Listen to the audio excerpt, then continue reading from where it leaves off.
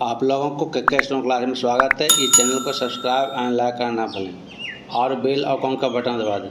आज आपको प्रतिलेखन संख्या 37 और 38 लिखाएंगे 125 के स्पीड में। पेंसिल कॉपी लेकर तैयार रहें। Ready, last ready, start. महोदय, मैं इस बात पर भी जोर देना चाहूँगा कि इस स्थिति का वास्तविक हल बेहोशी की दवा देकर नहीं किया जा सकता। इससे रोग के लक्षणों की उग्रता को तो कुछ समय के लिए भूला जा सकता है, पर अंततः तो रोग बढ़ ही जाता है सभी जगह। राजनीतिज्ञों की इस उलझन को मैं समझता हूँ, जो बड़े उपायों पर सच्ची सहमति न होने के अभाव में तात्कालिक लाभ के उपायों को ही प्राथमिकता देने लगते हैं। इसलिए आज वास्तविक आवश्यकता इस बात की है कि लोगों और परिवारों को जल्दी से लाभ पहुंचाने के उपायों में और पूरे समाज को लाभ पहुंचाने वाले दीर्घकालीन उपायों के बीच सामंजस्य और तालमेल स्थापित किया जाए, क्योंकि अप्रत्यक्ष ढंग से उनसे भी लोगों और व्यक्तियों को लाभ पहुंचता है। इसलिए हमारा कार्यक्रम ऐसा होना चाहिए जो व्यक्ति, परिवार और समाज सभी के लिए उपयुक्त हो और माइक्रो स्तर पर तीनों तरफ चलने वाले हमारे प्रयास एक और मिल जाएं। हमारी 8वीं योजना में इसी बात पर जोर दिया गया है। इस योजना में ग्रामीण विकास की राशि में भारी वृद्धि की गई है, जो 11,000 करोड़ रुपये से बढ़ाकर 30,000 करोड़ रुपये कर दी गई है। इसमें जिन कार्यक्रमों को शामिल किया गया है उनमें रोजगार पैदा करना, रोजगार का आश्वासन देना, समन्वित बाल विकास योजनाएं, टीकाकरण, शिक्षा और अन्य कई सामाजिक आवश्यकताएं पूरी करने वाली योजनाएं भी शामिल है। इस बात की आवश्यकता हमेशा बनी रहती है कि समय समय पर लोगों की ज़रूरतों और मांगों को देखते हुए उनमें हमेशा यथोचित सामंजस्य किया जाना चाहिए। तथापि केवल इतना ही पर्याप्त नहीं होता कि योजनाएं शुरू कर दी जाएं।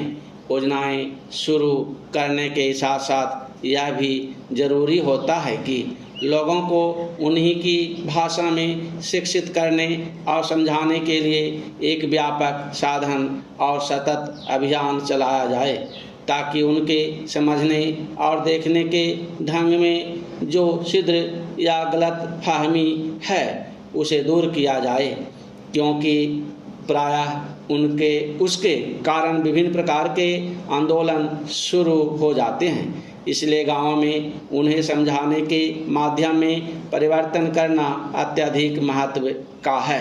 और मुझे इस बात का निश्चय नहीं कि इस दिशा में हमने जो कुछ करना है क्या वह हम कर चुके हैं। प्राचीन प्रगति और वृद्धि की दर में तेजी लाने के मार्ग पर चलने के लिए सामूहिक प्रयास की ज़रूरत होती है।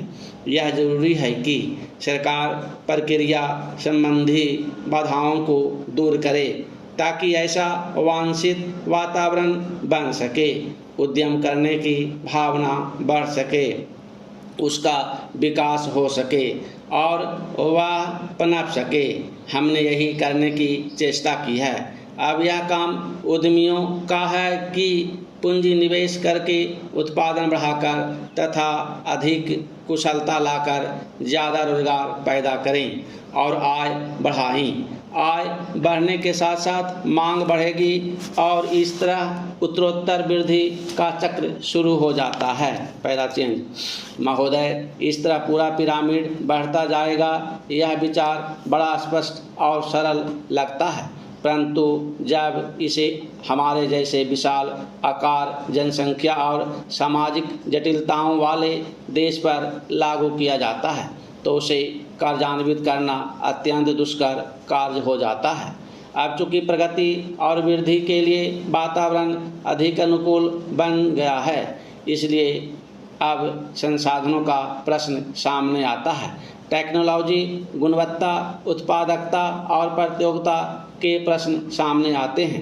इन प्रश्नों पर विचार करते समय हमें विदेशी कारकों की समस्या पर भी ध्यान रखना पड़ता है। इस संदर्भ में विदेश से निवेश और टेक्नोलॉजी अपने देश में आती रहे, यह प्रश्न प्रासंगिक बन जाता है। बाजार में प्रवेश मिलने का प्रश्न भी महत्वपूर्ण बन जाता है। हमें अपनी अर्थव्यवस्था को विश्व अर्थव्यवस्था के एक भाग के रूप में ही देखना चाहिए। हम एक अलग थलग द्वीप बनकर नहीं रह सकते। हमें तो स्वयं को विश्व की प्रणाली के एक भाग के रूप में ही देखना चाहिए। इसी के साथ द्वीप का भी अस्तित्व वो रहना चाहिए और राष्ट्रीय हितों को भुलाया नहीं जा सकता। जिसे विश्वव्यापीकरण कहा जाता है, वह विश्व का एक भाग बनने का प्रयास मात्र है। इसके बाद ही हम शेष विश्व से यह आशा कर सकेंगे कि वह हमें हमारी आवश्यकता की चीज़ें प्रदान करे। मुझे विश्वास है कि ऐसा करते समय विसम्मति की कोई आवाज़ नहीं होगी, किंतु हम विश्वव्यापीकरण महज उसी की खातिर नहीं कर रहे। यह तो विशिष्ट रूप से भारत के लोगों के हितों को ध्यान में रखते हुए किया जाना चाहिए, क्योंकि शून्य देकर केवल शून्य ही मिलता है। इसलिए हम अपना लक्ष्य तभी प्राप्त कर सकते हैं जब हम यह दिखा दें कि इससे देने वाले और लेने वाले लोगों का लाभ है। पहला चिन्ह, विश्व अर्थव्यवस्था आज अधिकांशतः बाजार की ताकतों के सहारे चल रही है, और यदि हम इन बातों को अनदेखा कर देंगे तो इससे हमें भी भारी हानि उठानी पड़ेगी। अपने प्रयासों में हमने इस वास्तविकता को स्वीकार करने का प्रयास किया है। विश्वव्यापीकरण से हम अभिभूत नहीं हैं, परंतु हम अपनी ओर से यथार्थ को समझने की पूरी चेष्टा करते हैं। कुछ आलोचकों ने यह कहा है कि विदेशी निवेशकर्ता हमारी अर्थव्यवस्था पर छा जाएंगे। इस संबंध में मैं केवल यह कह सकता हूं कि अब तक यद्यपि हमारी नीतियों पर अच्छी प्रतिक्रिया हुई है और विदेशी निवेश आकर्षित हुआ है, परंतु यह हमारी ज़रूरतें पूरी करने के लिए नितांत अपर्याप्त है। आपको देखकर मुझे ऐसा नहीं लगता कि हमारे ऊपर कल विदेशी निवेशकों को छा जाने का खतरा लग रहा है। मुझे लगता है कि यहाँ उपस्थित आप लोगों में आत्मविश्वास की भावना बड़ी प्रबल है, और यही इस प्रकार की आलोचनाओं का सही उत्तर है। मैं विदेशी निवेश के प्रस्तावों की दो विशेषताओं को दोहराना चाहूँगा, ताकि हर व्यक्ति इस बारे में आश्वस्त हो जाए। समाप्त। इस डिक्टेशन अच्छा लगा हो लाइक एंड सब्सक्राइब करना ना भूलें। धन्यवाद।